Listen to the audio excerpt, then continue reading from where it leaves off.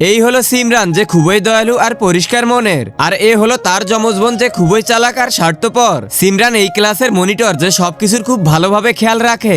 আর তার যমজ বোন সবকিছু নষ্ট করে দেয় আর শুধু নিজের কথাই ভাবে। এই দুই বোন একে অপরের থেকে পুরোপুরি উল্টো, কিন্তু একটা জিনিস এই দুজনের মধ্যে কমন আছে, সেটা হলো ওদের জন্মদিন। হ্যাপি বার্থডে বোন, আমরা তোমার জন্য কতগুলো গিফট এনেছি সিমরান, তাহলে গিফটগুলো দাও আমায়। আজ তোমারও বার্থডে, তাহলে এগুলো কার জন্য এনেছো? এগুলো তো আমরা সিমরানের জন্য এনেছি। Happy birthday Simran. আমারও তো বার্থডে, তারপরও ওরা সব সময় সিমরানকেই প্রায়োরিটি দিচ্ছে। অ্যাটলিস্ট স্যার তো আমার বার্থডে মনে রেখেছেন। এই সিমরান কোথায়? স্যারও শুধু সিমরানের বার্থডের কথাই মনে রেখেছে।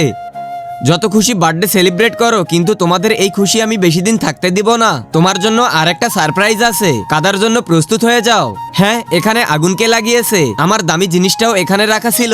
এত গুরুত্বপূর্ণ কি আছে যে আগুনে হাত ঝোকাচ্ছে? পেয়ে গেলাম। হ্যাঁ, এটা বাবার দেওয়া আমার শৈশবের উপহারটা এখনো যত্ন করে রেখে দিয়েছে, আর আমি ওর সব গিফটে আগুন জ্বালিয়ে দিয়েছি।